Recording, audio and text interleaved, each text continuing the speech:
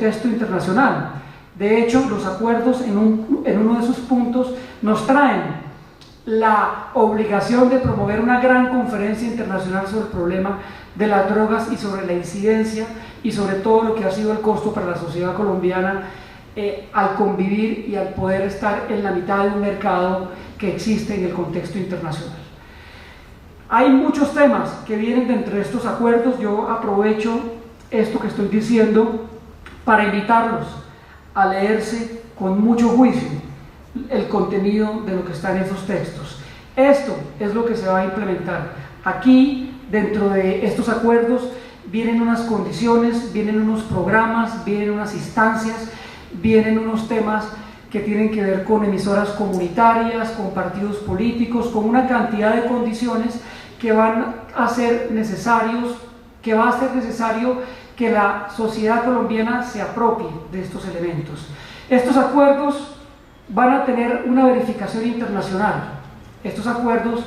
va a haber un conjunto de países, Naciones Unidas, que van a verificar si se cumplen o no se cumplen y van a revisar cómo es el cumplimiento de estos acuerdos que estamos firmando. Pero los verificadores más importantes de lo que va a estar en estos acuerdos son ustedes, son la ciudadanía. Este gobierno estará 2 años, seguirá otro gobierno. En los gobiernos departamentales y municipales que están empezando este año estarán por 4 años, pero el ejercicio de construcción de paz y el aprovechar la oportunidad real que viene con esos acuerdos está en manos de nosotros. A esto que ha costado tanto esfuerzo llevarlo a cabo, no podemos permitir que se pierda o que se le haga conejo a un pacto que realmente está convocando a generar unas transformaciones necesarias para tener una sociedad mejor. Finalizo los puntos de los acuerdos con el reciente punto de víctimas, que trae unos retos enormes para la sociedad colombiana en términos de una institucionalidad nueva respecto a la justicia, pero que sobre todo hace el esfuerzo desde el comienzo, hizo el gobierno en poner a las víctimas del conflicto armado en el centro de los acuerdos. Por eso nos demoramos casi más de 1 año y medio en poder llegar a un acuerdo de víctimas, porque las discusiones fueron muy fuertes respecto a qué tanta justicia, qué tanto podemos resarcir los derechos de las víctimas y cómo estos derechos no podían ser negociables en una mesa de negociación. Por eso un conjunto de víctimas estuvo en La Habana, por eso se hicieron unos foros que enriquecieron esta discusión y hemos llegado a un acuerdo que no es perfecto, como no lo es ningún acuerdo en ninguna sociedad del mundo, que trató de recoger lo mejor de cada uno de los procesos que se hicieron en el África, en Nepal, en Sri Lanka, en Centroamérica, en todos los países donde se ha intentado doblar la página del conflicto. Pero esa doblada de la página no podía ser como si no hubiera pasado nada. Nosotros hemos planteado un apellido para esta paz, que es el de la paz estable y el de la paz duradera. Y para garantizar una paz y estable y duradera para los colombianos era necesario no decir que simplemente aquí firmamos un papel y hay unos señores que se van a reintegrar y van a hacer política y aquí no pasó nada. Aquí era necesario poder generar instituciones y condiciones de poder decirnos la verdad, todos los colombianos y especialmente en las zonas de conflicto, de por qué pasó esto, por qué pasó lo que pasó.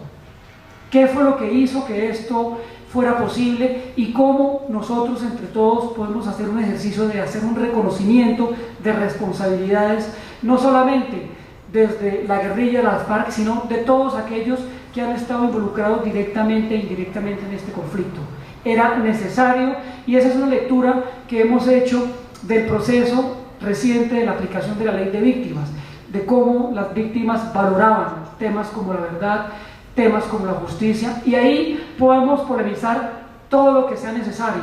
en pro de poder hacer un proceso de reconciliación y de convivencia. Pero era necesario hacer esto y reconocer que aquí en este conflicto sucedieron cosas y poder decir por qué sucedieron y poder decirnos los colombianos cómo fuimos capaces de hacer algunas cosas, pero cómo también seremos capaces de superar estas cosas para crear una mejor sociedad. Era necesario hacerlo y por eso este punto de víctimas que recoge aprendizajes también de lo que ha sido la aplicación reciente de la ley de víctimas en términos de reparaciones colectivas, en términos de reconocimiento y en términos, hay que decirlo también, de ineficiencias que ha tenido la institucionalidad para estar a la altura del cumplimiento de lo que es la satisfacción de los derechos de estas personas que sufrieron de manera directa y de manera intensa el efecto del conflicto. Esos son los puntos que están acordados ahí. En la medida en que se acerque la firma y el proceso de implementación vaya a ser una realidad, va a ser muy importante que ustedes, comunidad académica, que ustedes, profesores, que ustedes, iglesia, tengan una reflexión sobre lo que viene ahí, no solamente sobre el conjunto de planes o programas que puede haber ahí, sino como la oportunidad de realmente hacer las cosas de manera distinta y hacer las cosas de manera mejor a lo que hemos venido haciendo antes. En este momento se discute en La Habana el punto 3 y el punto 6 de esa agenda. El punto 3 tiene que ver con la concentración de los combatientes en unas zonas para ver cómo vamos a hacer este proceso de reintegración, aprendiendo mucho de todas las lecciones que nos dejan los procesos anteriores. El más reciente, el proceso de paz que se hizo con los grupos paramilitares, aprendiendo de otros ejercicios anteriores que se hicieron con el M-19, con el Quintil Lame, y aprendiendo de otros ejercicios en el contexto internacional. Se discute cuáles van a ser las zonas de concentración, cómo aseguramos que haya una seguridad para quienes están dejando las armas, pero sobre todo haya una seguridad de las comunidades en general donde se van a hacer estas áreas de concentración. Estamos discutiendo cómo va a ser el cese bilateral del fuego. Hemos sentido los colombianos, y especialmente, no nosotros en Bogotá, sino especialmente quienes están en el territorio, en las regiones, en el Cauca, en el sur del Tolima, en el Putumayo, incluso en Arauca, donde hay una presencia activa del otro grupo, hemos sentido cómo ha declinado y ha descendido los niveles de violencia, y estos son los mínimos que tiene este proceso de paz. Entonces, se discute eso, cómo va a ser el cese bilateral al fuego. Estos son unos temas muy delicados. El gobierno durante mucho tiempo se negó a abordar el cese bilateral del fuego y estaba contemplado como el resultado final del proceso, pero fue ante la petición de la ciudadanía colombiana y ante el compromiso de confianza entre las partes que se hizo un desescalamiento de lo que ha sido los últimos meses y que ha tenido unos resultados importantes en materia de impactos sobre la sociedad colombiana. El que no hayan estaciones de policías voladas, el que no haya infraestructura básica del país bajo el efecto de las bombas, el que no haya muertos en este país, es de manera importante un mínimo de este proceso de paz, un mínimo valioso, un mínimo no menor, pero lo que se viene será un ejercicio de poder construir oportunidades mayores de cara a la implementación de los acuerdos. El cese bilateral del fuego es un asunto complejo, y por eso con Naciones Unidas estamos verificando qué pasa si se rompe, qué pasa si hay algún evento y cómo hacemos para que cualquier cosa de estas no eche al traste un proceso que ha costado mucho, no solamente por este proceso, sino por lo que decía antes, de todos los intentos que se han hecho por lograr firmar un acuerdo de paz. Entonces, todos estos temas se están discutiendo, cómo va a ser la implementación en los territorios y una serie de elementos que hacen menos vulnerable este proceso de cara a la implementación. Y una vez se firme, como hemos dicho, no se va a firmar la paz. Va a iniciar un proceso de transición en que la sociedad colombiana tiene que hacer una construcción conjunta de paz. Y el fundamento principal de esta implementación es lo que nosotros hemos propuesto como una paz territorial, reconociendo que la paz se hace en los territorios, que la paz no puede venir, que los acuerdos de La Habana no pueden venir de La Habana y firmarse en un documento de política pública en los pasillos de las entidades en Bogotá, sino que esto hay que hacerlo en el territorio si realmente queremos hacer una paz estable y duradera. Y hemos planteado ese ejercicio de paz territorial como un ejercicio de construcción conjunta, donde esas palabras son muy importantes. En primer lugar, la palabra construcción implica que es un proceso, que esto no va a ser de la noche a la mañana, que aquí no va a emanar la paz con los 4 años próximos de un plan de desarrollo o con unas acciones particulares de unos planes y programas, sino que esto es una labor desafiante que quizás nos va a tardar décadas en lograrla. Y conjunta, porque el gobierno nacional, ni el gobierno local, ni el gobierno departamental va a ser capaz de hacer esta construcción de manera solitaria. No va a ser capaz de hacer esto solo. Aquí se necesita que tanto la academia, como la iglesia, como el sector empresarial y como las organizaciones sociales se vinculen en este ejercicio de construcción de paz, y por eso, después de los diálogos de La Habana, tendrán necesariamente que suceder unos diálogos en el territorio, y unos diálogos que no estamos acostumbrados a hacer, unos diálogos entre improbables, sentarnos a la mesa quienes no nos hemos podido sentar durante décadas porque pensamos distinto, porque tenemos intereses distintos, pero tenemos que ser capaces de generar en el territorio unos diálogos de improbables que logren poder tratar de hacernos pactos para la construcción de paz en cada uno de los territorios de la geografía nacional. Sin eso no podemos hablar de planes, de programas, de visiones. El país ha aprendido de alguna manera a elaborar un plan, a diseñar un proyecto, a construir una visión, pero no ha sabido poder tramitar de manera pacífica los conflictos enormes que ha tenido que afrontar, y el efecto de la violencia política ha sido un ingrediente fundamental para que esto no suceda. Ahora que esperamos que cese la violencia política en Colombia, podamos aprovechar lo que se viene para empezar a hacer unos diálogos regionales entre distintos actores, incluso, como digo, aquellos que no se sentarían normalmente. Lo que deja como enseñanza este proceso de paz que se hace en La Habana es justamente eso, más allá del contenido de estos puntos que decía antes, es un símbolo sobre cómo dos partes se pueden poner de acuerdo en lugares opuestos de perspectiva ideológica, en lugares opuestos sobre lo que piensan de cómo deben ser las condiciones de una sociedad. Eso es lo que nos va a tocar hacer en el territorio y hacer con muchos sectores, y eso es lo que todavía de manera nacional, con las fracturas que hay, tenemos que avanzar para que la polarización que hoy existe pueda ponérsele un fin y poder sentarnos todos desde la dirigencia nacional, pero también desde las autoridades locales, desde los empresarios locales y desde las comunidades en las localidades, lograr poder hacer factible que las oportunidades que se emanan de ese proceso puedan ser posibles. La implementación de los acuerdos, decía, tienen su fundamento en el concepto de paz territorial, y para eso el hacerlo y el evocar que tiene que ser de manera conjunta no exime al gobierno de sus responsabilidades. Los gobiernos tendrán un rol muy importante en cómo se construye esta paz. El primer elemento de esta paz territorial es el tema de los ajustes a la institucionalidad colombiana. La institucionalidad colombiana hoy carece de los elementos necesarios para que sea funcional a una construcción de paz desde los territorios. Nuestra institucionalidad hoy es una institucionalidad central, no reconoce, se acerca con la misma oferta a los ciudadanos del norte del Cauca con igual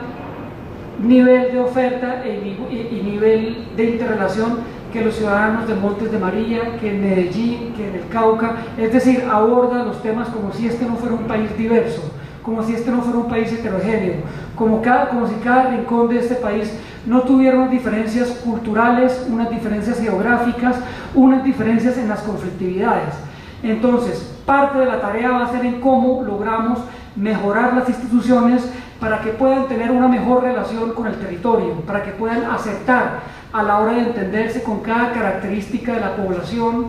y con cada característica de la cultura y de la geografía de estos territorios. También habrá un reto importante en cómo estas administraciones municipales y departamentales generan las capacidades para poder administrar el Estado en estos territorios. Lo que nos vamos a encontrar en muchos de los territorios colombianos donde ha sucedido el conflicto es una ausencia o una debilidad del Estado, donde el Estado está casi que determinado por la presencia de facto de actores ilegales, de actores armados ilegales, donde los tres temas que nos enseña la historia y la teoría que constituye un Estado, la seguridad, la justicia y los impuestos, están siendo tomados a cargo de grupos armados al margen de la ley. La seguridad que prestan a través de las armas, la justicia, que en muchos territorios van desde determinar quién va a misa o quién no va a misa, o cómo se cortan el pelo las personas, o cómo se resuelven los conflictos en el territorio, hasta los impuestos que hoy en algunos territorios vienen siendo cobrados por la extorsión vía grupos armados ilegales. Ese Estado en esos territorios es lo que también tiene que recuperarse en este proceso. Entonces, el ajuste institucional va a ser importante dentro de esta implementación, y ahora cuento un poco cómo van a ser las oportunidades para estos ajustes. El segundo elemento es la participación ciudadana. Los acuerdos tienen instancias explícitas de la participación, y también de manera implícita, como un principio fundamental, la participación está en la implementación. Nosotros tendremos que prepararnos a aprender cómo vamos a hacer esa participación. Los acuerdos traen unas instancias que promueven una participación desde las veredas, desde los entes municipales, desde las subregiones, y ahí, como decía anteriormente, tiene que ser una participación también distinta, proactiva, incidente. En el territorio se encuentra uno ejercicios desde las dos perspectivas.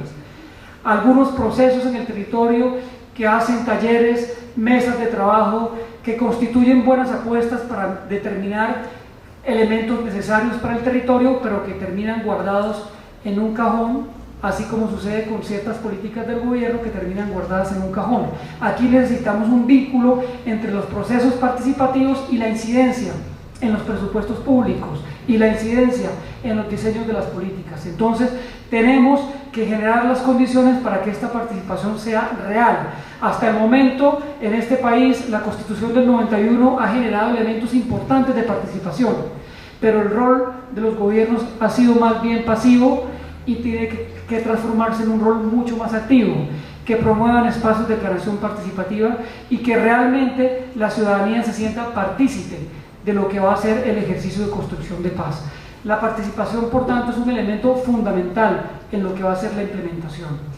Y hay un tercer elemento importante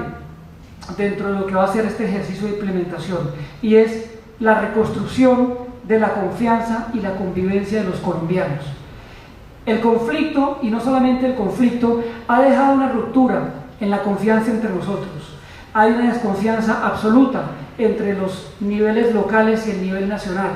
Hay una desconfianza grandísima entre gobiernos y organizaciones de la sociedad civil. Hay una desconfianza enorme entre las mismas organizaciones.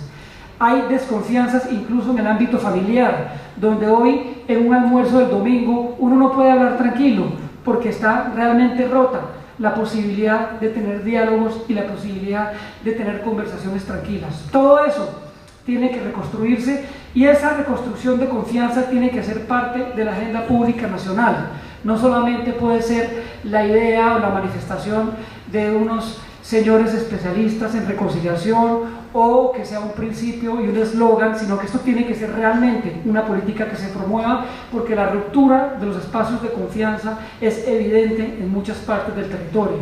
Y podemos proponernos una agenda de programas y una agenda de planes, pero eso va a tener mucha fricción a la hora de implementarse si no logramos generar espacios de confianza en donde, como decía anteriormente, podamos hablar tranquilamente de lo que nos divide y podemos llegar a acuerdos mínimos sobre cuál es el destino de los territorios y de las regiones de cara al ejercicio de construcción de paz. Esos son tres elementos fundamentales que tienen que ver con la implementación de los acuerdos. Hay que decir aquí que la agenda de La Habana no agota la conflictividad del territorio, que cuando uno va al norte del Cauca se encuentra con muchos conflictos que tienen que ver con el uso de la propiedad de la tierra entre afrocolombianos e indígenas y campesinos, que cuando se va al Putumayo encuentra conflictividades respecto a las concesiones en minería y la protección del medio ambiente o las áreas de vocación agrícola, que cuando uno se va al sur del Tolima encuentra también unos conflictos que tienen que ver con las distintas perspectivas del sector empresarial frente a las comunidades. Es decir, aquí cuando vayamos al territorio a implementar los acuerdos, no vamos a encontrarnos con un lienzo en blanco, no vamos a ir con un manual operativo a estos territorios como si fueran una gran sábana en blanco, sino que vamos a encontrar numerosos conflictos y seguramente la ausencia de las FARC en algunas regiones va a generar que reivindicaciones que no se han hecho hasta este momento se empiecen a hacer. Y aquí vamos a tener que tener una enorme responsabilidad respecto a esta implementación.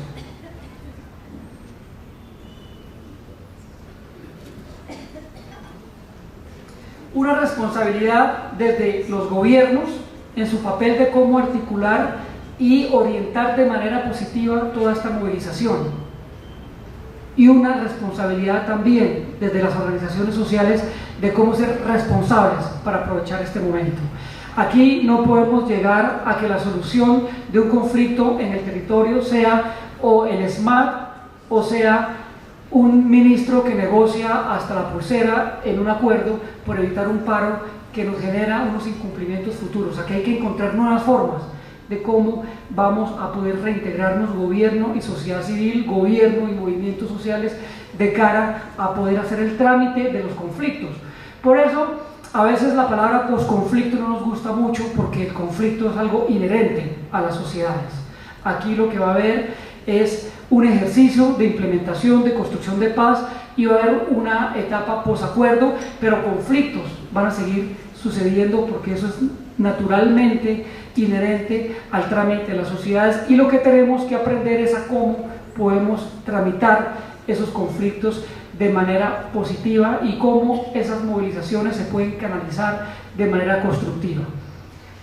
La implementación, decía, no recoge entonces todos los acuerdos de La Habana, va mucho más allá. La agenda de La Habana no incluye temas que tienen que ver con la minería, porque no quedó incluido en la agenda. No incluye muchos elementos que consideramos que no deberían ser objeto de una discusión de dos partes, sino que deberían traerse aquí a una discusión entre todos los colombianos. Y el momento que se viene de cara a la implementación es justamente ese,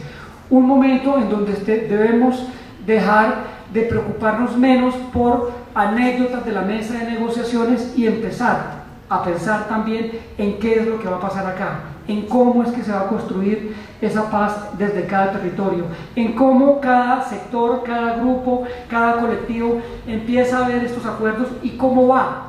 cada grupo y colectivo dentro de esos acuerdos para que esto sea mucho mejor en cuanto a aprovechar la oportunidad.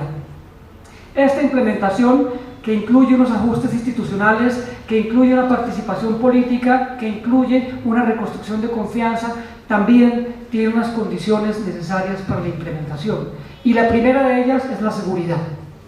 La seguridad es la primera condición para la implementación de la paz. No puede ser que la paz traiga menos seguridad, la paz tiene que traer más seguridad, entre otras cosas porque para garantizar la participación, para garantizar que todas las comunidades participen en estos procesos, va a ser necesaria que hayan elementos de seguridad, que sea una participación que no está influenciada, que no está llena de miedos, como sucede actualmente cuando uno viaja a muchas partes del territorio nacional. Y la seguridad debe ser esencial, una seguridad que debe ser también nueva, una seguridad que debe pasar de la persecución a los ejércitos de la guerrilla a una seguridad que se focalice en la criminalidad, que todos estos esfuerzos que hoy se hacen de cara a perseguir con helicópteros a la guerrilla, a perseguir con inteligencia a toda esta cantidad de elementos de recurso humano, de mentes de colombianos destinados para combatir a las FARC bajo este conflicto, se recojan y se concentren en lo que es la criminalidad, que no va a desaparecer con la firma de los acuerdos. Las organizaciones criminales que hoy afectan a buena parte del territorio no están contenidas en los acuerdos. Eso es algo que tenemos que abordar como un problema más que ocurre en los territorios y que está afectando extensas zonas de este país. La seguridad es un elemento importante, entonces, como una condición importante para la implementación de los acuerdos. No va a poder hacerse una agenda de construcción de paz si no hay seguridad. Por eso, hablar del desmonte de los militares, de la disminución de la fuerza pública, es constructivo de cara a pensarse en un mañana de un posacuerdo, pero no es realista de cara a poder garantizar las condiciones con un ejército, un solo ejército, no varios ejércitos en el país, sino un solo ejército legítimo a cargo de poder garantizar la seguridad. Otra condición importante que tiene que ver con el título de la invitación a la conferencia que iniciaron hoy es el tema de las dinámicas económicas. Sin dinámicas económicas en el territorio no va a ser posible una paz estable y duradera. Lo que nos ha enseñado la historia es que atender a poblaciones y atender a regiones sin dinámicas económicas nos lleva a unos escenarios de asistencialismo, a unos escenarios que no son sostenibles en el tiempo. No va a ser posible una reinserción de excombatientes exitosa si no hay una economía en los territorios que genere unas condiciones de reintegración económica. No va a ser posible atender a estos excombatientes, como tampoco va a ser posible hacer una reparación de las víctimas completas si no hay unas dinámicas económicas. Esto no va a ser cuestión de pedirle unos empleos a unos empresarios para que contraten unas personas, o de generar unos taxis para unos señores que están dejando las armas, o atender exclusivamente con subsidios a una población que fue víctima, sino que se necesita realmente discutir cuáles son las dinámicas económicas en cada territorio. Pero estas dinámicas también van a crear condiciones y diferencias que tendremos que aprender a solucionar desde el territorio. Otro elemento importante como una condición fundamental en la implementación es la justicia, que como está planteado en los acuerdos tiene que ir mucho más allá de lo que hoy se denomina justicia transicional, y tiene que incorporar la presencia, el acceso a la justicia, el poder garantizar de manera mucho mejor, lejísimos, mucho mejor de lo que hoy hace por atender y por satisfacer los derechos de la ciudadanía. Y hay un elemento también que quería señalar, y me parece que, retomando las palabras del rector, es importante mencionarla, es la transformación cultural. Aquí tenemos que hacer un ejercicio fuerte de transformación cultural en la sociedad colombiana. Tenemos que aprender a mirar la realidad colombiana y las oportunidades con nuevos ojos. Nosotros somos una sociedad que no sabe qué es vivir sin la FARC. Somos una sociedad que no sabe qué es vivir en conflicto. Hemos desarrollado un conjunto de anticuerpos y una forma de relacionarnos que obedece a ese conflicto, las desconfianzas y una cantidad de elementos que producen unas reacciones en los colombianos que nos han hecho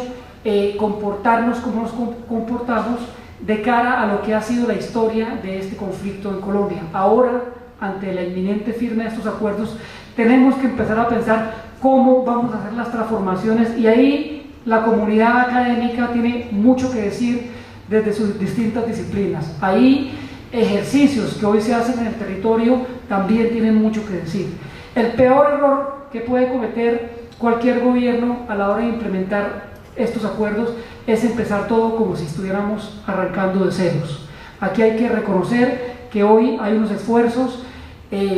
muchos de los cuales vienen por comunidades, por la iglesia, que han persistido en una construcción de paz a pesar de décadas en donde este escenario no era posible, en donde este escenario estaba en contra, y hoy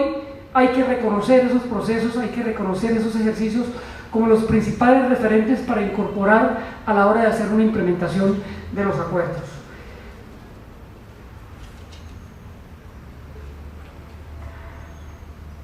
Más allá, este año,